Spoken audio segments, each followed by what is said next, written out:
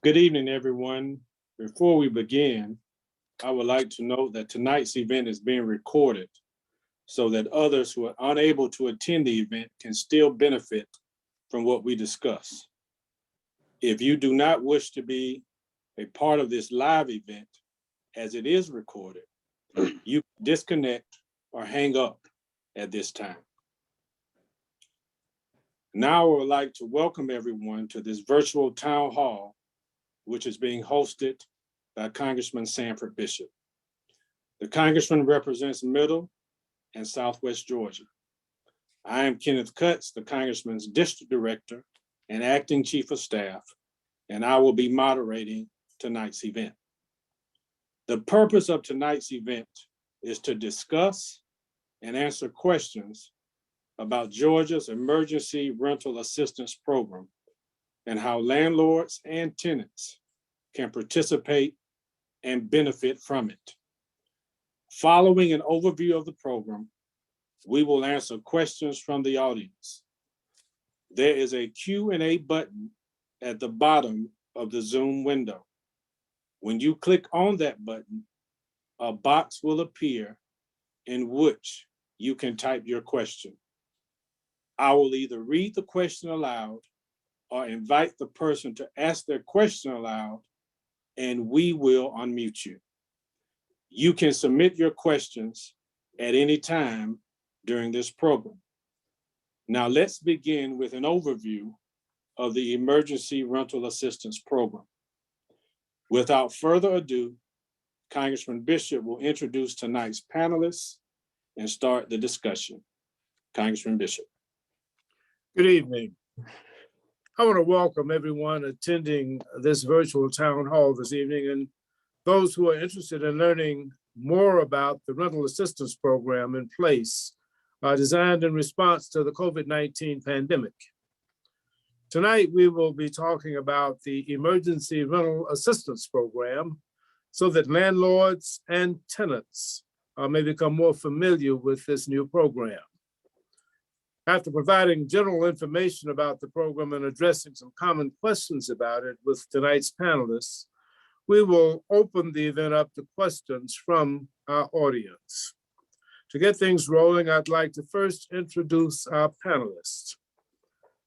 The Georgia Department of Community Affairs is the state agency tasked with helping to build strong, vibrant communities through its focus on safe and affordable housing, local government assistance, and community and economic development. It is also the state agency that's responsible for administering the federal funds that are provided for the Emergency Rental Assistance Program. We're joined by DCA's Housing Assistance Division Director, Ms. Daphne Walker.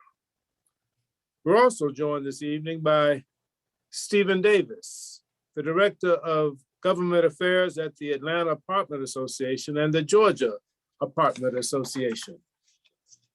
The Georgia Apartment Association represents apartment communities, apartment owners, managers, suppliers, and professionals dedicated to promoting and advancing the needs of the apartment industry. Last, but certainly not least, we are joined tonight by Mr. Tracy Mosley, the interim CEO of the Urban League of Greater Columbus, Georgia. The Urban League of Greater Columbus is part of the Greater Urban League family, which provides a range of services for the communities in which they operate, including housing and community development programs, as well as counseling services. Let's begin tonight's discussion with a little background regarding the Emergency Rental Assistance Program. Over the course of the last year, as a result of the ongoing economic strain faced by Americans across the country due to COVID-19 pandemic, Congress passed a series of emergency funding bills. I advocated for and fought for passage of these bills to help our country cope with the public health and economic fallout from this continuing crisis. This included the December 2020 Consolidated Appropriations Act, part of which provided funds for the Emergency Rental Assistance Program.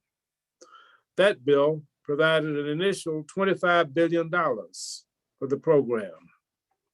In March of this year, as part of the American Rescue Plan, Congress allocated an additional $21 billion for the Emergency Rental Assistance Program.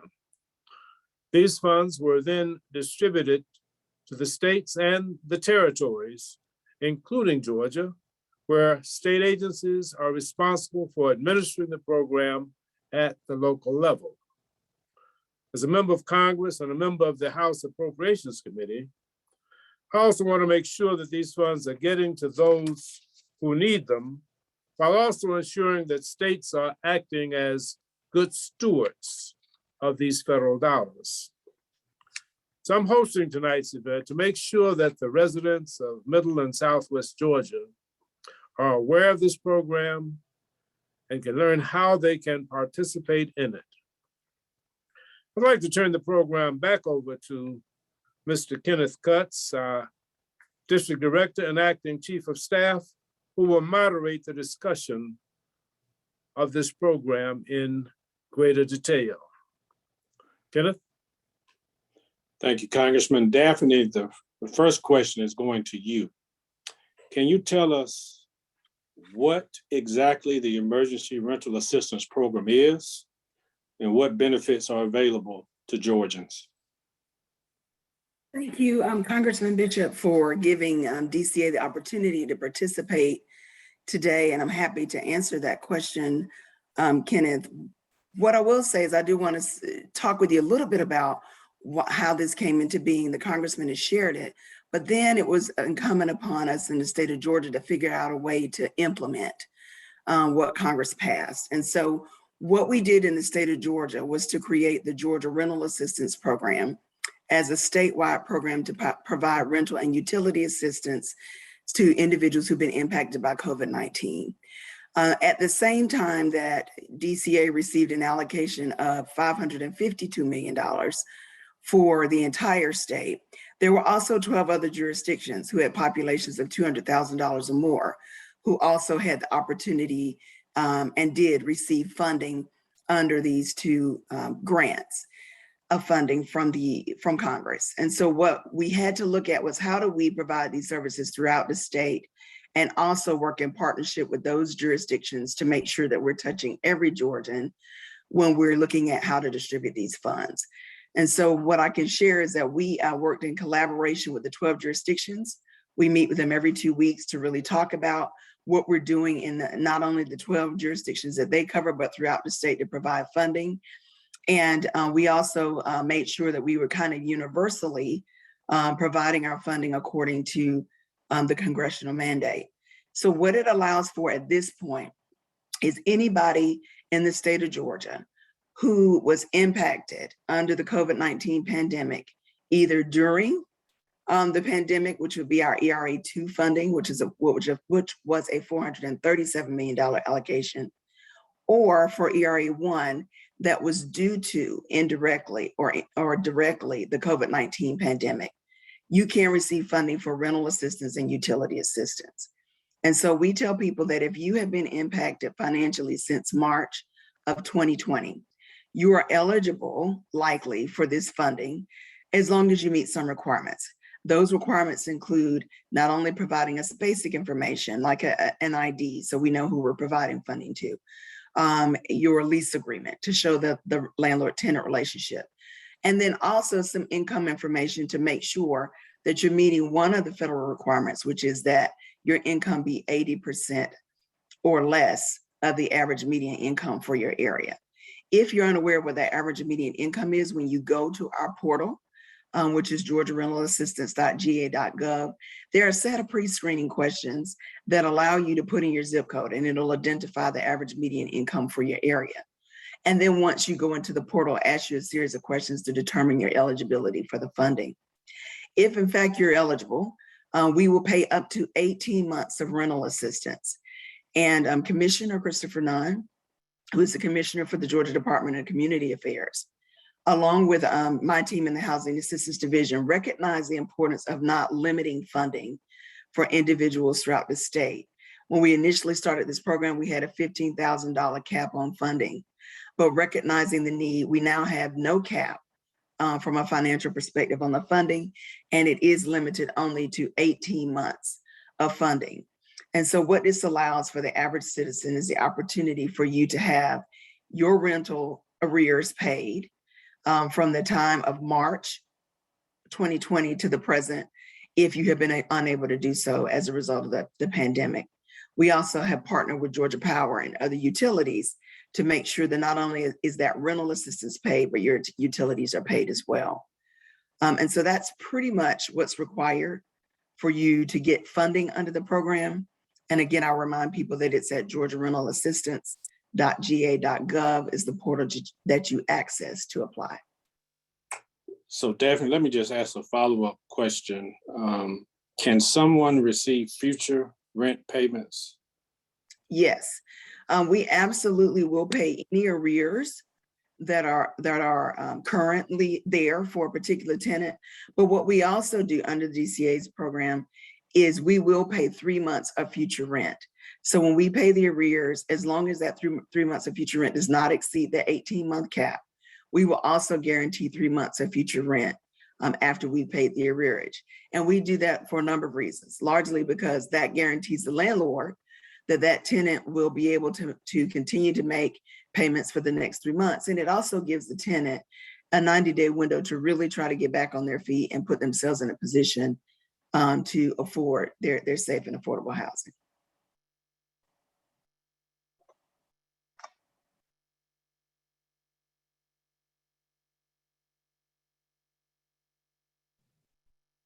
Sorry, I was on mute. Let's go over to Stephen. Stephen, can you tell us how this program benefits landlords in Georgia? Hey, hello, everyone. My name's Stephen. Thank you, Congressman. Thank you, Daphne.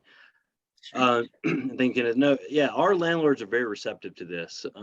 We have members all across the state with a concentration around the Columbus, Albany, and Macon area.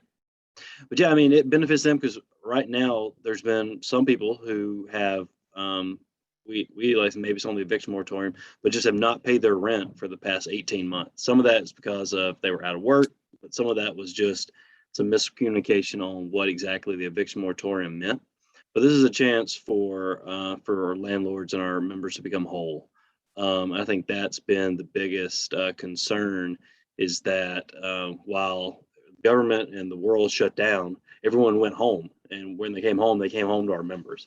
And our members were still there paying their taxes, paying their employees, paying all their bills. So this is a way to get them whole. So no, our members are very appreciative of what Congress has done by setting that money aside. And now we're very appreciative for DCA for all their hard work. And so our association is actually, we'll host another event with Daphne later this week to try to work with our members to get the word out.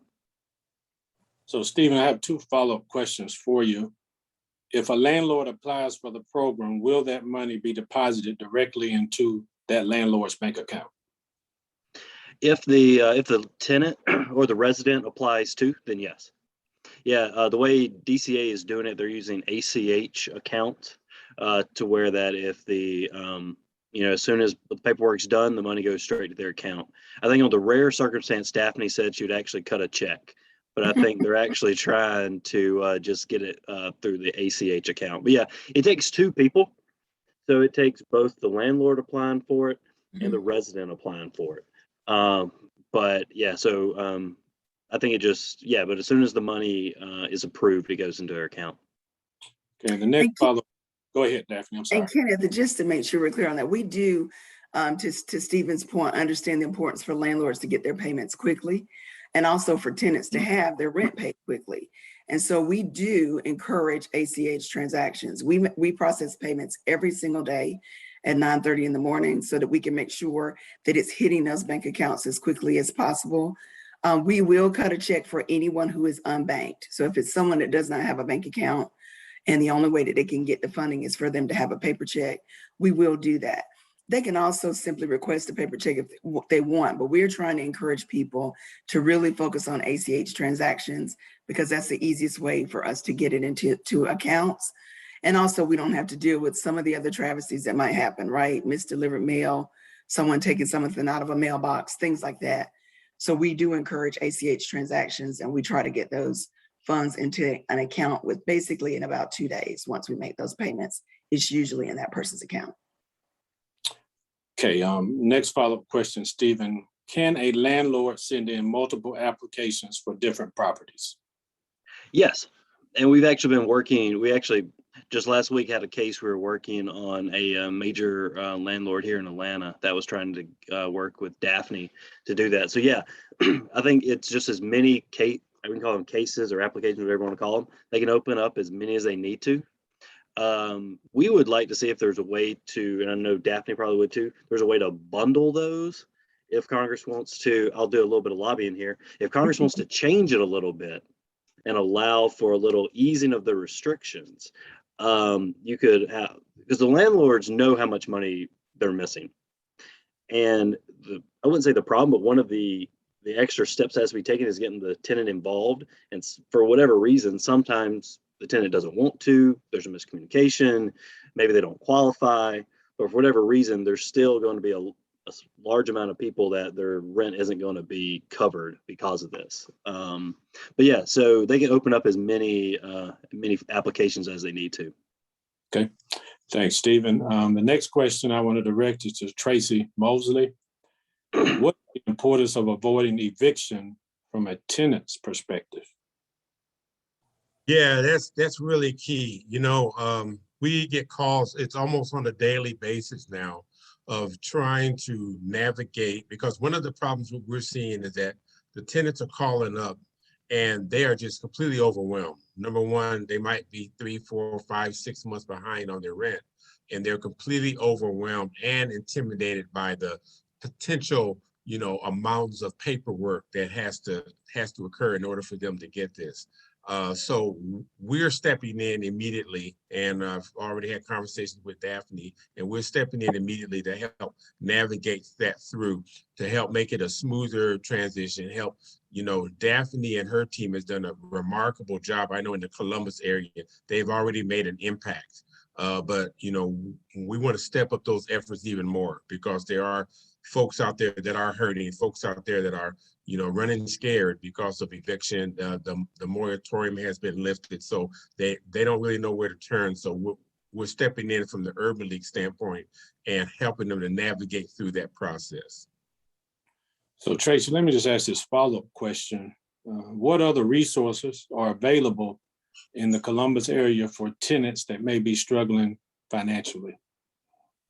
To be honest, and thank you, you know, Congressman, for stepping up those efforts from the congressional standpoint, because that is a lot of other resources. United Way, some of the faith-based organizations, those funds are either have or are running out. And so that's one of the things that we're seeing in the last probably 4 to 6 weeks.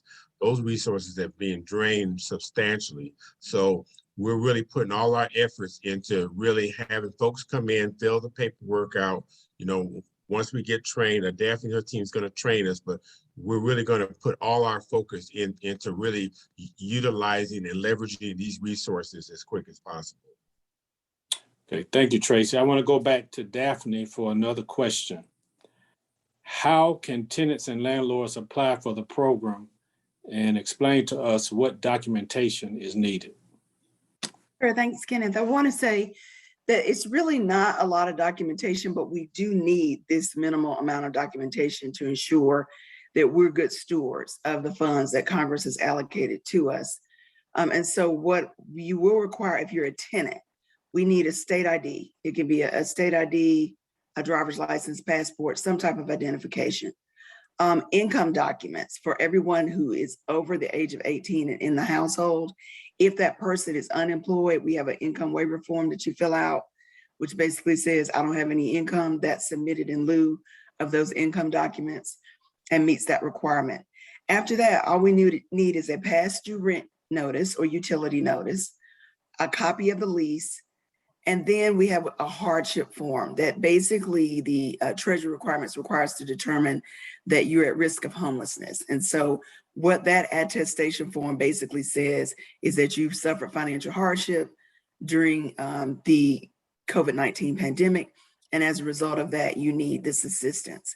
So once they complete that form, that's really it, Kenneth. That's all they have to complete: the ID, income information, past due rent notice, copy of a lease, and the attestation form. Those 5 documents, they're all available on the portal.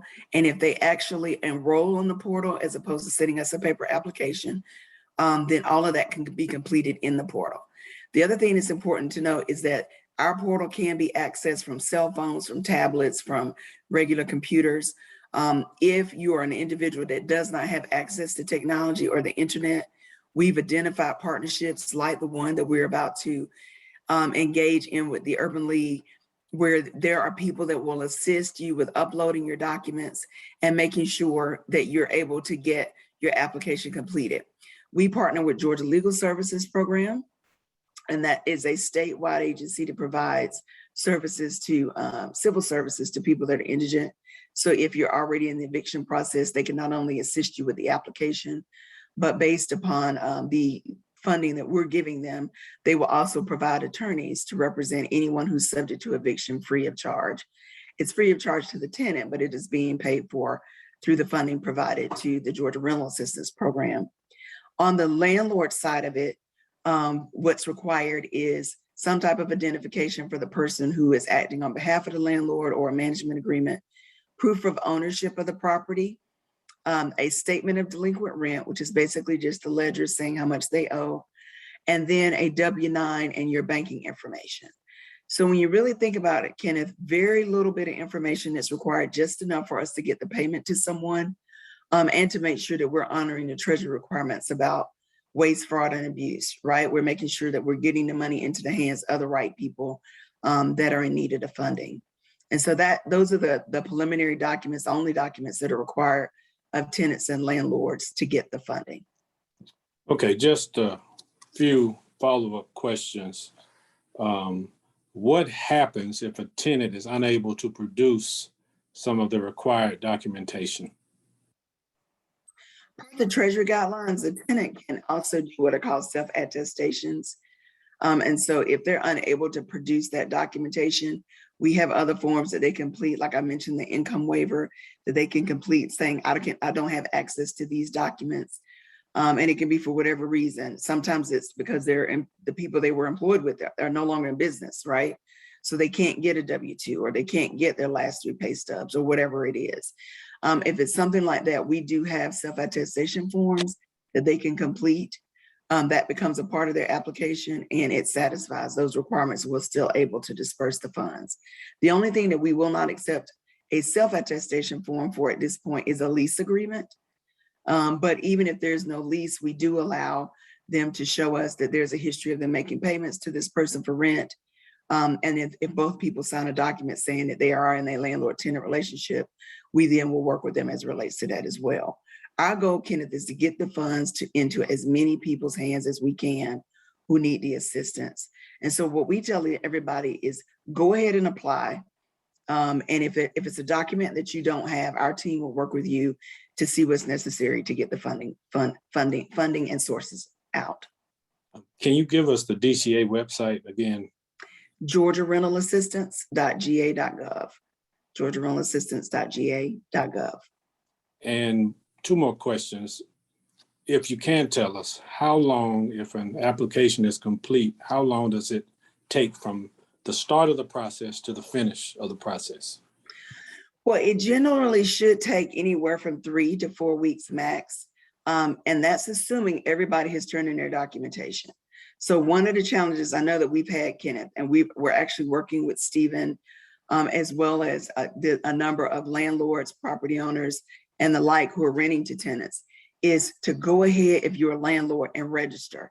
Even if you don't have a tenant at this particular point that's behind, say they've all caught up or they're close to catching up, we're telling landlords, go ahead and register if you believe that you're going to be impacted. Because what we can do, once that landlord registers and their tenant attached, we can attach that tenant to that landlord and we can get the payment out quickly. Because a lot of times when we're working with corporate clients and we need their W-9 or their ACH, if they're trying to reach their corporate office and then their corporate office has to send it to Georgia, that could take a couple of weeks. And so what we're encouraging landlords specifically to do is to go ahead and set up your account so that you'll be ready to receive payments. And then we're encouraging tenants, when you get a message from one of our processors that says you're missing this, so you need that, to please, please, please respond to us as quickly as possible. Because if there are delays in processing, it's usually around us not having the minimum documentation that we need to make a payment.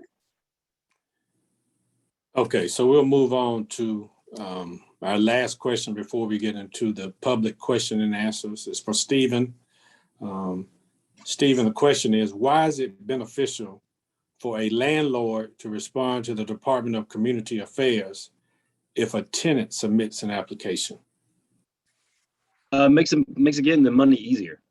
So some landlords, for whatever reason, might choose not to participate in the program.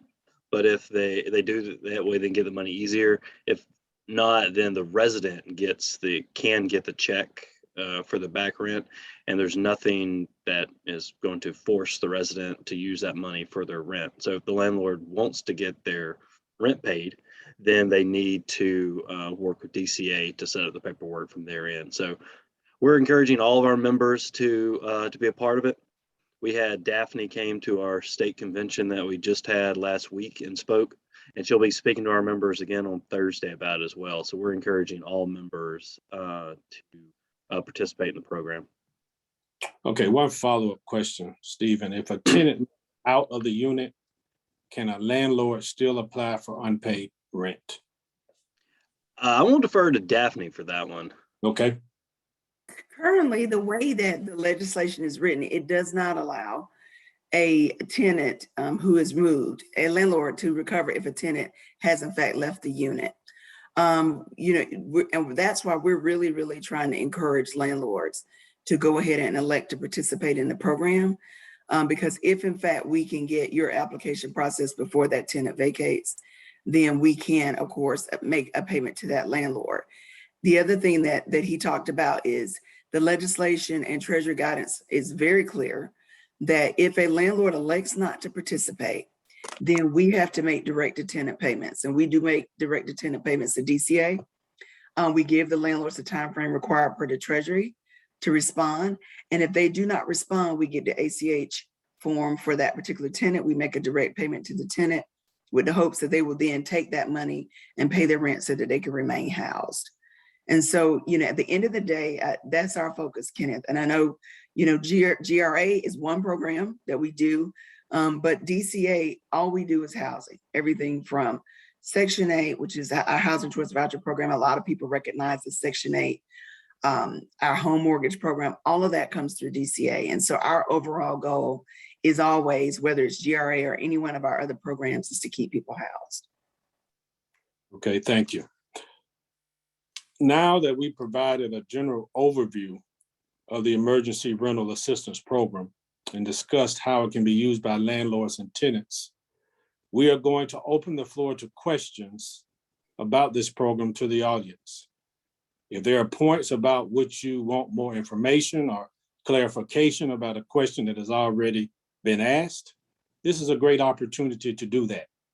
But again, in the interest of time, and so we can get to as many questions as possible, we ask that you please be very concise in asking your questions. We will unmute you to ask your questions. And the first question that we have is from Ms. Maddie Miller. So I ask that she will be unmuted at this time to ask her question. Okay.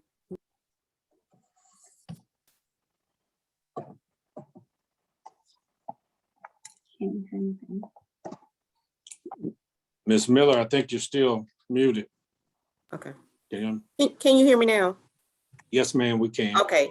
I was saying I'm actually her. My also tenant was not completing the application, and we did it together. And I did that back in July of 2021, and I still have not heard anything from it. We have not had any deposit, and I emailed back and forth through that on the website. I did contact with the person that said they saw my application, but they didn't see hers. And then eventually they said, I was hers completed. They didn't see anybody's application. So I don't know what happened. Ms. Miller, I appreciate you coming on the call tonight to share your experience. And I am sorry that you do not feel like you've had experience that you would like at DCA. So I have made a note of your name. You were a little choppy. So if you can give me your mother's name, I think you said it was as well. Yes. I can check into both of those and I will make sure that somebody follows up with you tomorrow. Okay. What was your mother's name? Her name is Maddie Miller. Okay. And you said you had 2 applications? No, we have one application with a tenant. You need the tenant's name. That would be helpful. House. Yeah, that was a little choppy. Evangela Childs. I'm sorry Angela. about the connection. No That's problem. okay. Evangela Childs. Yes. Okay. I will make sure that I personally follow up with you tomorrow as it relates to your application. And as I said, as you can imagine, we're getting thousands of applications, but we're going through them as quickly as we possibly can. But I will make sure that we follow up with you first thing in the morning. Okay, thank you. Thank you. Thank you, Ms. Miller. Our next question, I will read, it comes from Beverly Burks. Who can somebody talk to about applications that are still pending from March? I will say this, we should not still have any March applications pending. So if in fact you have a March application, that application should have already been either denied or paid out. So I do need to take your name and I can follow up on your specific application to give you a response, but we don't have any March applications pending at this time. And Kenneth, can you tell me the name again? It was Beverly Burks. Okay.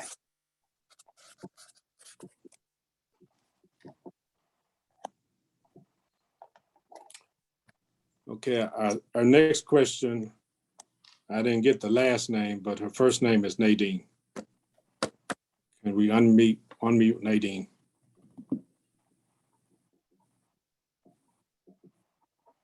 Nadine Beard. Ms. Beard? Yeah. Yes, that's your question. Can you hear me? Yes, ma'am. If the eviction process has started, could a resident still apply for funding? Absolutely. So not only do you want to apply, Ms. Beard, but when you apply, it'll have the documents that you're supposed to upload, the 5 documents, but it also has a place for you to upload additional documents. So when you upload the 5 documents that are required, also upload anything you already have from your court proceeding, because that is very important. We have no way to track evictions in Georgia. So the only way that we know that you have an eviction pending is if you notify us that your eviction is imminent. And so if we are aware that your court date is coming up, what we have been doing and been very grateful to have the opportunity to do is to work with courts to make sure we can get your application processed. And so what a lot of the courts are doing, one of the model courts in this area is Athens, Clarke County. There, the judges literally subpoena me to court, which is not always fun. I'm a lawyer, so I don't mind though. So we'll literally subpoena me to court to say, Daphne, can you give us an update on what's going on with DCA in that payment? I can tell you, Ms. Beard, I don't ever go to court because the goal is for me to know that you have an application pending and that you are subject to eviction. And if that we're put on notice of that, what we will do is go over and beyond. And we've quite frankly paid all of them to date to make sure that that is paid out before a person is evicted. But what is necessary for us is to have the information. So A, apply immediately. B, please make sure that you include that eviction information so that when we're processing your application, we'll understand that we need to also contact that court and advise DCA is going to guarantee this person's rent. We'll also contact the landlord to say that. And usually that we've not run into a situation yet where that was not sufficient for them to delay the eviction and to also await the payment. Okay. Before I go to our next question, I'd like to ask Congressman Bishop to talk about how our office can be helpful as it relates to this program.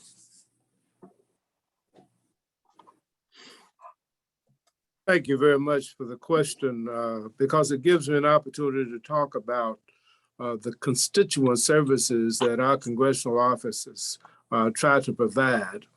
When I was a youngster, we were taught that our government was of the people, by the people, and for the people. But of course, as I matured and got older and got into life, I realized that many times the government can be the problem.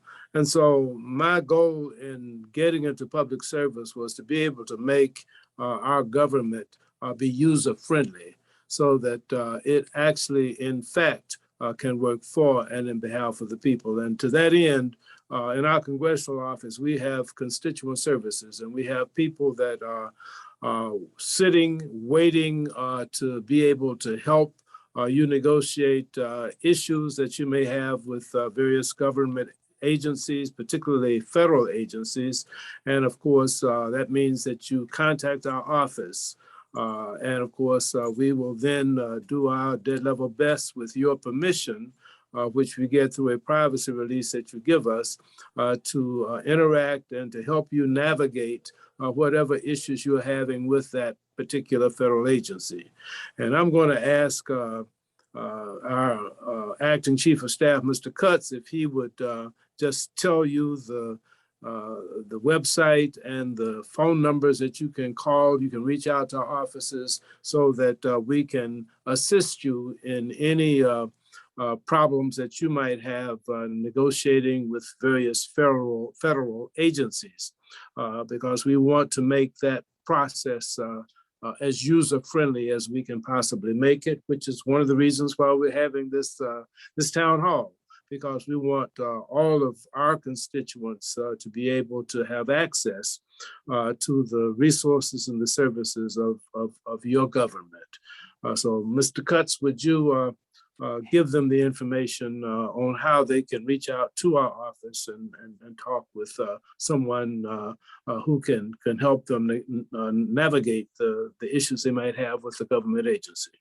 Okay, first I'm going to start with our district offices. We have an office in Albany. We have caseworkers in that office. That telephone number is 229-439-8067. Moving on to our Columbus office, 706-320-9477.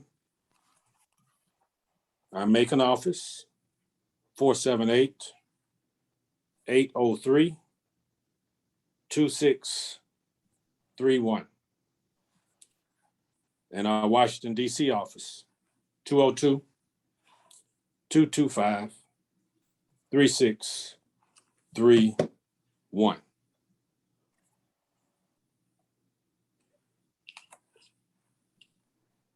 And if you want to reach us through our website, it's bishop.house.gov, bishop.house.gov. So you should be able to reach us at any of those locations and through our website if that is necessary. Moving on to our next question. It is from Ms. Anne Marie Rose Emmons. So I would ask that she would be unmuted at this time. Yes, hi, can you hear me? Yes, ma'am. Okay, so I'm calling you from Decatur County in Bainbridge, Georgia, and I'm new to the magistrate's office, and I kind of came in with, the moratorium in place, and then it, fell out for a couple of days, and then there was another executive order. We didn't really have a whole lot of people participating in the program. In other words, whenever a landlord was filing an eviction, the tenants were not filing the declaration forms. And so evictions were happening, despite the fact that there seemed to be a lot of money that was earmarked for that not to happen. So it sounds to me like, and correct me if I'm wrong, but it sounds to me like there's still an awful lot of funding available for these types of situations, even though the moratorium, I guess, is over. And as a magistrate's office, I would just like to be able to know if there's a way to have maybe a FAQ kind of a form put I can do together that. that we could disseminate and distribute, not only to our tenants, but our landlords. I mean, there are a lot of people that are they're sort of acting under maybe the premise of what the media is telling them, that once there's a declaration filed, that's kind of it. We've had landlords that don't know to file. And we also have tenants that don't know to file. And so, I'd like to be helpful as far as being part of the solution, but I really don't have anything to put in their hands. Anne Marie, thanks for your feedback. Quite frankly, I'm a little disappointed that you've told me that, because we actually have sent an entire press kit to the Magistrate Court Judges Council of Georgia. I'll tell you a secret. I'll tell you a secret, Anne Marie. I actually am a retired Magistrate Court judge. That was part of the reason that I was brought in to run GRA. So I was a Chief Magistrate Court judge for 10 years. And am very familiar with the dispossessory process, signed many orders to have people evicted, signed many orders for people to stay housed. And so I can assure you that we have had a complete and open relationship with the Magistrate Court Judges Council. We've sent them a whole media packet that not only has pamphlets, it has commercials that you can run if you have the screens in your courthouse.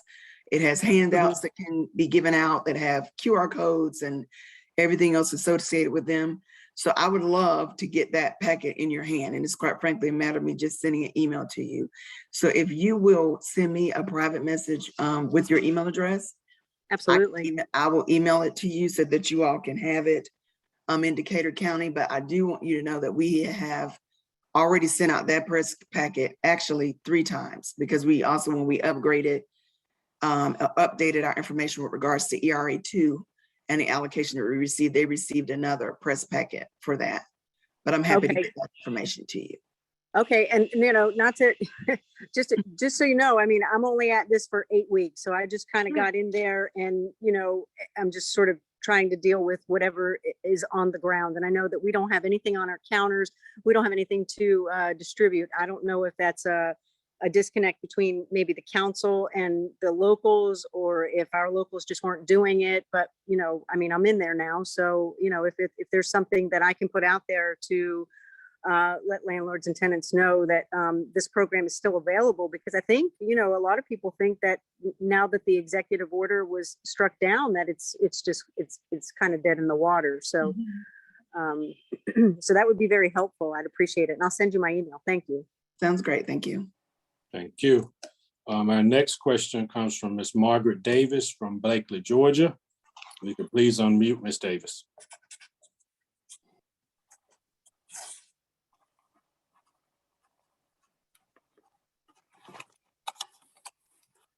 Ms. Davis?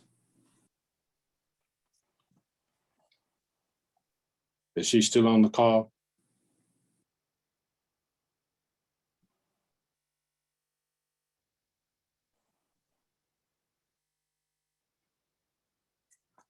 Okay. Okay, the question from Ms. Davis is, when will funds be available for homeowners? Sure, that actually is not my division. It's the division that falls under Brenda McGee, who's our division director for home ownership. What is required with that legislation is that the state of Georgia present a plan to Treasury, and then Treasury will approve the plan, and then we can start distribution of those funds. I know it's roughly $300+ million in funding. And so what I can tell you at this point is that Georgia submitted their plan actually back in July. And we are waiting for a response from Treasury on the ability to move forward on that funding. In the meantime, though, what we're asking people to do is to send your contact information to HAF, H-A-F, at dca.ga.gov. H is in Harry, A is in Apple, F is in Frank, haf@dca.ga.gov. And what Brenda and her team are doing is compiling a list. And so as soon as that funding becomes available, we'll be sending out a constant contact blast to everybody who sends their information to that email address. And we'll make sure that you're notified as soon as that portal is launched. But from a staffing perspective, we're completely staffed and ready to launch that funding. We are waiting right now, though, up front for approval from Treasury to move forward with that disbursement. Okay. The next question I'm going to read is from Dr. Bambi Hayes Brown. Is DCA open to working with local nonprofits to aid tenants in completing the rental assistance application? Yes, we actually are already partnered with 60 nonprofits throughout the state that are assisting with applications. As I mentioned to you, Georgia Legal Services Program that not only provides people to assist with applications, but they also provide individuals to represent you in court who are attorneys that can represent people in court. But we partner with the Salvation Army. We're partnered with the Urban League and Tracy Mosley's team. And so we are definitely open to partnering with certain agencies that are nonprofits and that are in a position to be able to service the individuals throughout the Georgia that need that. But there are different partners throughout the state that have been identified to assist with applications. So if there's a challenge with that, then you just need to email rental assistance at dca.ga.gov, rental assistance at dca.ga.gov, and indicate that you need assistance with your application, and we can identify one of our community partners to assist you.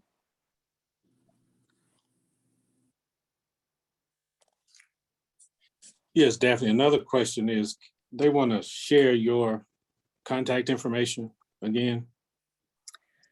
Okay, I can do that.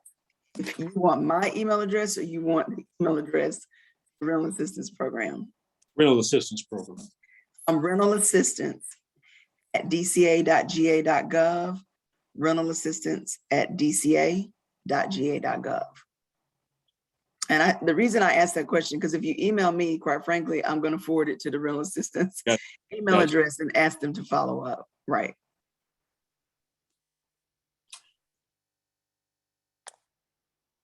Okay, the next question is from Celia Bostwick in Blakely. The question is, if a person has not had COVID-19, but has been laid off from work, do they still qualify for this program if they're falling behind on their rent? Yes, as long as you meet the income requirement and your rental arrearage was accrued since March of 2020, then you would qualify for ERA2 funding. And so what Congress did with that second pot of funding is said that even if it wasn't COVID-19 related, but it occurred during the coronavirus pandemic, then we are able to pay up to 18 months of utility assistance and rental assistance for anyone in need. Okay. Next question comes from B. Keith Jones. Could Mr. Jones, please be unmuted? Good afternoon. Can y'all hear me? Yes, sir, we can. Okay, first of all, Congressman, thank you for having this event. I think it's very important for us to understand what's going on in our community and being able to support those who are in the community. So thank you for that. And I do want to do a shout out to my good friend, Tracy Mosley, whom I've been working with for the last 8 or 10 years before I retired from the Department of Juvenile Justice. But my question Hey there, Keith. Hey there, Keith. How you doing? I'm doing well. Great. So my question is, I have a constituent of mine that I've helped him out for a good bit over the last few years. And recently he got into a situation where his sister actually lost one of their, they had 2 family homes and his sister actually lost one or took a loan out and lost it on one. And then she took the one that this guy was living in. So I think he's living on the street now. And the last time I talked with him, he didn't have, I mean, he was just in dire need of somewhere to go. And I don't know where he is now. And having this and being able to listen to this, I'm gonna go see if I can find him and locate him.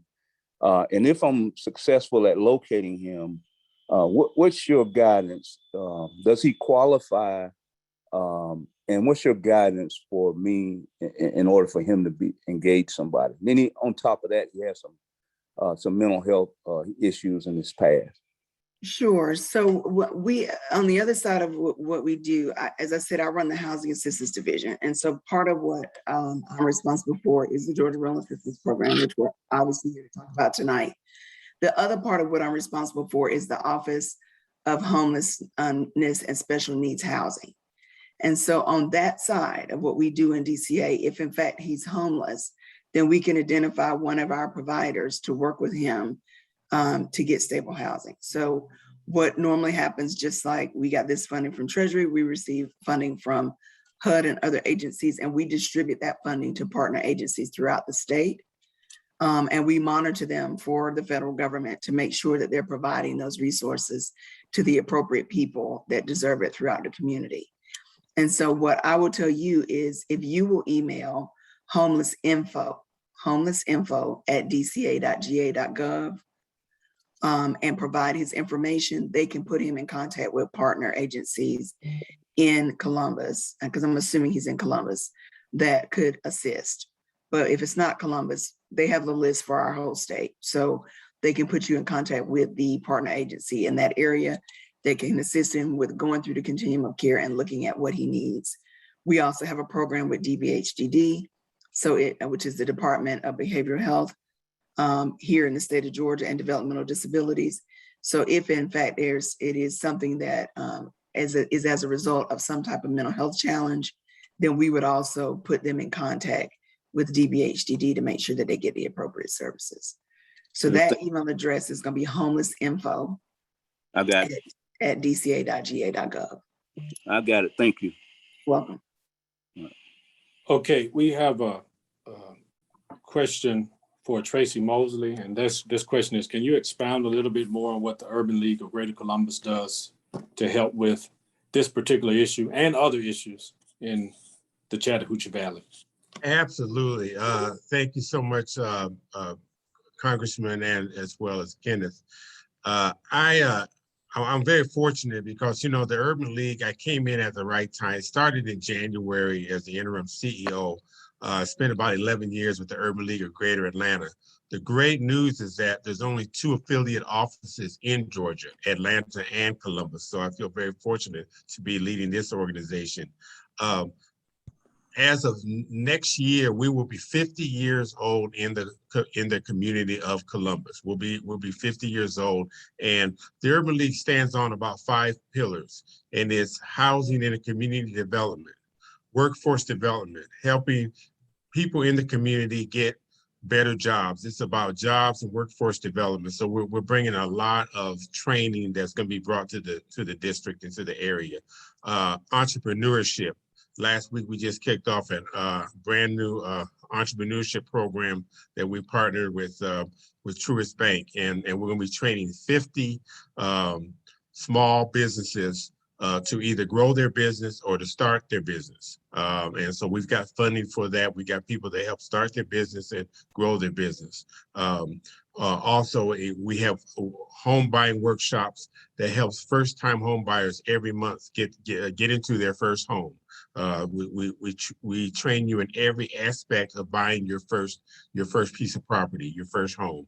And so if you go through that training, you actually get a HUD certificate that enables you to get down payment assistance. You know, we're putting a lot of focus on post-pandemic. And that's one reason that we're partnering with DCA and Daphne into really trying to get these dollars into the hands of the people that need it the most. And so that's why this town hall is so very important, because we have the community in need, and we're going to do everything we can to assist from the Urban League of Greater Columbus to assist her, because as you can tell, she's very busy, and if they're getting thousands of applications, you know, we're going to make sure that we get those applications completed. So when they get into their system, they have a completed application, and the dollars end up in the tenants and the landlords' hands much faster. So That's kind of in a nutshell, what we do in the community in Columbus. Thank you. Thank you. So that's all the time we have tonight for questions. I want to remind you that if there was your question did not get answered or you didn't feel comfortable asking the question, the contact information for Congressman Bishop's offices was posted in the chat. So you can please reach out to us and we will get your question answered. So without further ado, I would like to invite the Congressman to close us out this evening with some closing remarks.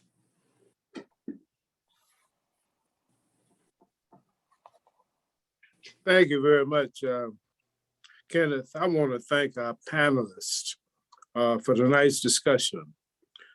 I sincerely appreciate your time and the information that you've shared. For those in the audience who may still have questions, as Kenneth indicated, we encourage you to reach out to our panelists and to our office. I also want to remind everyone that should you have issues with a federal department or a federal agency, that our office is available to assist you. While I work to pass legislation to create programs and to allocate funds and resources in Congress for you, I want to make sure that the federal departments and the agencies are properly serving the Georgians in our congressional district. You can reach our office by calling 202-225-3631 or visiting our website at bishop.house.gov. That's bishop.house.gov. Once again, I want to thank the panelists and I want to wish all of you a very blessed evening. I look forward to talking with you again and to having future town hall meetings so that we can share our mutual concerns and ultimately get the most delivery from your government so that it truly is a government that works for you, for all of the people. So thank you so very much for your participation tonight. Thanks to my staff, each and every one of you, the ones that you have seen on camera and the ones who worked so hard behind the scenes to make this event a success. So thanks to all of you and have a very blessed evening.